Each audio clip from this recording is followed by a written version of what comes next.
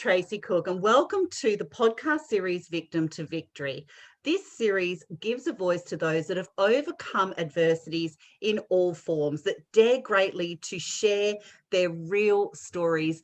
They've seen hope and they have risen above at those adversities to become victorious, that go on to support and inspire others. And today we are giving a voice to BB Feenix, Feenix, and she is very powerful. She has an inspiring story to share with you as well. She has gone from food banks to first class, and she's gone from surviving to thriving. So welcome, BB. Hi, thank you. Let me begin with my story. It starts just outside of the courtroom in 2015. I was battling for the custody of my children. I had just left a sociopathic narcissistic relationship.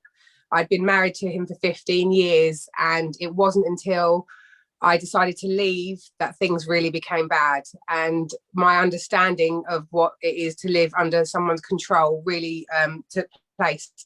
I discovered that someone who tries to control you from every way, I became not only a victim of domestic violence, I also became a victim of the court system, because he denied me the money to pay the mortgage on the house. Because of that, I had to put the house up for sale just before it became me possessed. The courts never took any of that into account, the fact that he was taking me to court for custody of our children. But actually, it was a forced decision and a forced moment. From being controlled, I remember sitting outside that courthouse and thinking, how could I even help myself at this moment? I felt like I was battling for my life, for my children, and everything that I had going at that point in time. What I didn't realise at that moment, by letting go of everything of that life, was bringing me to the point where I am now and the life that I'm leading. After going through that battle, I had no money and was on food banks. I was supported by the government for 4 weeks. I'd got to the point where I couldn't even afford a loaf of bread or milk and had to borrow the last pennies out of my daughter's piggy bank to survive. I vowed at that point, at my lowest, that where I stood was not where I was going to stay, and I was going to find a way. I was going to find a way to shake up the court system. I was going to find a way to stand up for myself. What I discovered is that I had to find everything for myself, from being able to find the help I needed to get away from the domestic violence, being able to move, being able to support coping through the court custody system. Unfortunately, I had lost my mum a few years before that and had no one really supporting me there. I lived an hour and a half away from my dad and my sister at that point, who'd also both actually gone through domestic violence. So having had their own battles that they were going through as well, I really was alone in my world, which I also understand now is a trait of theirs. But going through that, it took me on a long journey. I've discovered through healing myself, through going through counselling and therapy, I ended up with PTSD, which is post-traumatic stress disorder, and a spasming of my jaw for 10 months called TMJ or TMD. It's basically where I had learned to shut up, where I had kept my mouth shut because I'd learned that saying nothing was better than saying something. Because once I was in that trap, I could then not, get out of the argument. I was caught. So I actually ended up with a permanent spasming of the jaw. I managed to get myself healed through that. I had a treatment called EMDR, which is eye movement desensitization. And basically what it does is it allows your brain to heal itself through being the therapist talking to you and bringing out the problems that are going on whilst you're listening to the headphones, and it opens up your brain. And so going through a lot of healing and a lot of time discovering myself, I started to build myself back up. I went on a journey of self-discovery. Music for me has always been my passion. And I've always been in different bands, never really making it anywhere except the rehearsal rooms and singing to many walls in my time. But by doing that, I started to turn to music to help me heal myself. It gave me freedom. It gave me something that I loved. I've always loved it. I've always done it, sung all my life, but I now started to follow it with more of a passion and more of a purpose. And through doing that, I started to heal myself also with the music, and I also discovered more of my spiritual side of things. Now, just last year, I discovered something called Mind Valley. owned by a guy called Vishen Lakhiani. Now, discovering this company, personal growth has just changed my world. What I have done is I've deep dived so much and discovered that the healing journey that had taken me 7 years, I could have done a lot quicker. But again, this is why I've learned all of this, to be able to now start giving back to other people. That's what quite a journey there. That's quite a journey. It is quite a journey. Yeah. Where do you draw the strength from as well? Unfortunately, there was a lot of situations that I was pushed into that I had to cope with. But what that has done has shaped me incredibly as a person. What I realise is how much I actually can cope with, whilst being a single mother at the time, 6 months old and 3 years old were my children when I left him. They're now 8 and 11. So it's absolutely shaped me into a stronger person, realising how many battles I can deal with and still stand on my feet. And also be able to, pass this information on to my children. That is ultimately why I wanted to leave, because I wanted to show them what the right way of living was. Being able to make your own decisions and being a free person, rather than living a life being controlled and not being able to meet anyone else's, imperfection standards.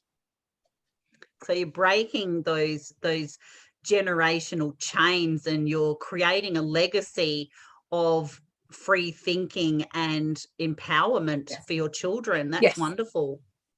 Absolutely. Yeah. And actually, you say the word legacy, that's sort of what's driven me now, is to be able to find a legacy to leave behind. At that point in time, I was living a life that I didn't even understand was leading me nowhere. I was feeling, like I was living life in a rat race, on the hamster wheel, that's stuck in a circle pattern.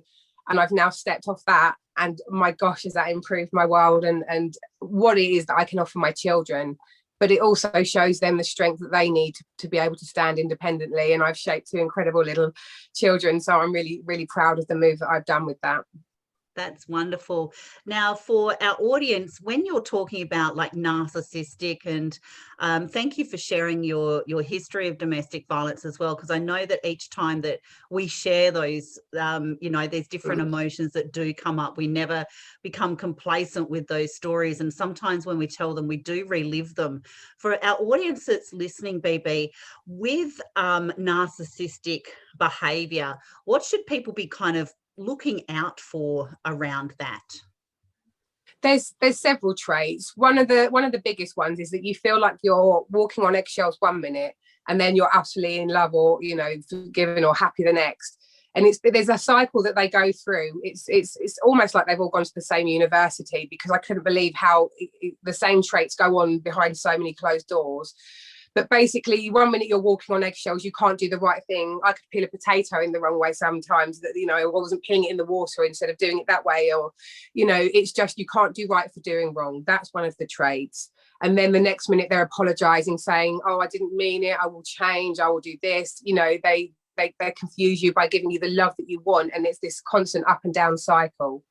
There's another thing that I've learned also called mirroring. When they do this thing called mirroring, what it is they project onto you what it is that is going on in their world. And I've learned that this is quite a strong trait, and mine used to call me a narcissist all the time. And it wasn't until, like I say, many years on, it's taken me a lot of understanding to get to this point. But there are certain traits. There's another one called gaslighting, and that gaslighting term is where they will basically put you in this pot of, and then they basically make it get hotter and hotter, and then they press your buttons. They know how to make you react, and unfortunately, you don't even realise that that's the trait, and that they're doing that to you until it's too late. But I'm hoping that maybe some of these words might resonate with somebody. They might start making someone think, oh, hang on a minute. And what I just want people to understand and to do is to listen to their gut. We've lost the art of listening to ourselves and our intuition. We listen to other people's words and get too much into our own minds and our negative cycles of thinking. But if we could just listen to our guts and our intuitions a little bit more, that we're there telling ourselves inside, and we know it, we hear it, but we deny it. But just start listening. That's all I ask. The signs are always there. The signs are always there. It's whether we choose to listen to them or not, pay attention and just have that awareness. You got to step back to step forward, don't you? Yes. And that's the thing. But for me, I didn't even realise myself it was going on. It took a moment, an incident of we were rowing, and my friend actually, he threw my phone against the wall, which smashed it, and it actually ended up dialing her, a friend of mine, and she phoned the police. And it wasn't until then that happened, and that the midwife at the time was sort of saying, you know, because I was talking to her about how I was feeling and about the stressful stuff that's going on. She's like, you do realise that that's control and it's domestic. And it took me again, you know, probably a couple of years of them talking to me for even to acknowledge it. I just wouldn't accept that I had that going on in my world. I didn't believe that someone could get in my mind without me knowing it. And he had, and he did for a long time, and it's taken time to undo that, but it is possible, and it's possible to get away. That's the thing I want to put across. I've learned on average it takes 35 attempts to leave someone who has this kind of control over you. So please don't feel that you're weak, and please don't feel that there's anything wrong, but just listen to your true self inside, and you know, and just reach out to someone, to myself, to Tracy, or to a friend. We're here to listen. Definitely. So where does your journey take you from there? I mean, your children are 8 and 11 now. Where has your journey taken you from? You were previously saying that, you know, 2015, it started out the front of a courthouse. You've gone through all of this transformation. You've identified and had great awareness around everything that's happening. You're creating a legacy for your family. Where did you transition kind of after that, after you were at the food bank, and how did you've gone through how you've gone through the strength and drew from that strength, but what was another maybe defining moment that you thought, I can do even more, I can be even more? It was the company I mentioned earlier. It was discovering Mind Valley. It was deep diving into my own personal growth, wanting to better myself, knowing that there was something better out there for me. You know, I knew that where I stood is not where I needed to stay, and that was the thing, is I knew that I could do better for myself, and I just started learning from, you know, the greats out there. There's people that I've been learning from, you know, there's some names I can mention, John and Missy Butcher, who do something called Life Book, where you go through 12 categories of your life, and you basically deep dive in each area, giving you absolute clarity over your world, from having that cloudiness before. And then from getting that clarity, I then started working on every area in different areas. You know, I started declaring that I was going to be the world's best healing singer and speaker. I didn't know what that involved or entailed, but that journey's led me on an amazing path to where I stand right now. And declaring that the singing, well, that was always there, and I've been building upon that for some time. So from being in bands, that happened last June during lockdown. My 7-year-old daughter actually turned up with her iPad, bringing some tunes, bopping like a DJ. And I was like, how are you doing that, darling? How are you doing that? Mummy, have a go. And so basically I realised that she'd asked for an app to create some music just to play around with. And I then realised I could actually create my own music from it. And that weekend I created 40 songs and have been working on them ever since. And I've written now 7 songs. So the music side, that's taken care of nicely. The speaking side of things, well, I then manifested a way to co-author a book called Rebirth. It's 11 stories of 11 women. And my chapter was called Food Banks to First Class. It's telling my story, my personal story. And that's what the other 10 women have done. And from that, I have started doing public speaking events, speaking to people like your beautiful self on these podcasts, and being able to connect with genuine people. And tell my story, because by telling my story, it empowers other people to tell their story. And, you know, it gives me strength now. At the time I felt so weak, but at the time now telling my story, it gives me strength and empowerment, because I'm actually grateful for everything I have gone through to be at where I'm standing today. Now, the other side that comes from that was the healing side. Now, I didn't know what that meant, but at the time I knew I wanted to do some sort of healing, because I've healed myself and I wanted to heal other people. What that brought to my door was something called quantum flow.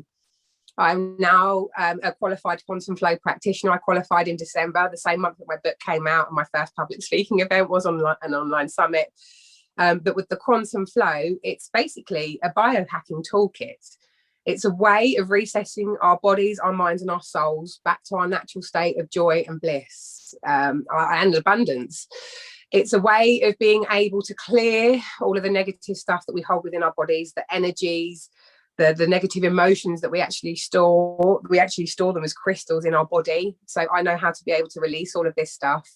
And I've deep dive in energy healing, in quantum physics, in neurology and biology, just really deep diving into that side of it, and to the point where I'm now understanding, quantum physics in the fifth dimension and the spiritual world and manifestation. And what I can do is everything I've learned over the last 6-7 years, I've now got a little toolkit and a way of being able to offer this back in a 15, 20 minute, half an hour, 40 minute or an hour session, depending on the need of the person. And it's just an incredible way of being able to give back on top of the music and the speaking. And now what I've done is I've packaged myself as a whole, being able, I envisage myself being able to do the quantum flow with the singing and the speaking and opening up to many stages. It has become my mission to reach at least 1 billion hearts, to help raise their vibration by spreading joy and by teaching, my story and showing that it doesn't matter who you are, just follow those dreams with passion and purpose, and you can make anything happen. You can create your own reality. You definitely can. And I think a lot more people, especially as a result of 2020, have shifted their mindset and trying to go back to nature and that holistic approach about their mindset, about what is really important. And I have had many challenging conversations over 2020 of mindset shifts.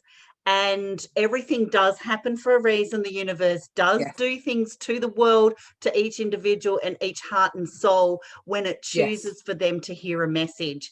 And not a lot of people believe that, but that's okay, because we don't always have to think the same. So I'm so glad that you touched on the fifth dimension and manifestation, and everything kind of holistically does come together. And we so have to wear our story like a superhero cape, because it is given to us for a purpose. We don't always know what that is, but if we go on to use that and embrace that, and in a way, in a funny way, be grateful for it, because that has given us, like you said, and I'm so glad you touched on that, BB, that's our toolkit, because our story could be the key to someone else's survival guide. It could be a message, it could be a sentence, it could be a motivation or an inspiration for them to actually look at their lives and think, yeah, wow, you know what, I so resonate with with BB's story, and if she can do it, I can do it. And you could be complete strangers, and that's what's lovely about the virtual world, and especially podcasting and audio. We've all got it at our fingertips, and when we're ready and open to hear those messages, how powerful that actually becomes. And the world needs more people like you, these embracing their stories and actually speaking their stories. And each time we tell it, like I said at the beginning of the podcast, if it wasn't for amazing people like you telling their stories, everything would still be in the four walls of every home. And it is not like that anymore. We need to dig deep. We need to tell our stories and speak our truth. So what are your thoughts around people not telling their story or reaching out in moments of need? What kind of advice would you like to give our audience on that? I just love to say that, again, it comes back to that knowing inside that that something's not right. Just the time when we want to least speak up, I think, is the time we need to speak up the most.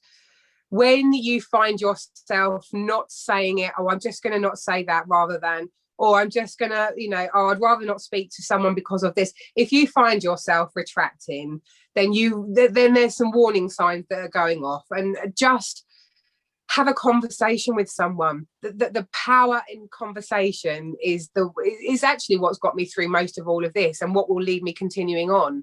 Through me speaking, having my own conversation, is actually what's led me to being with my fiance right now, because through me speaking my truth, it actually opened up to him speaking his truth.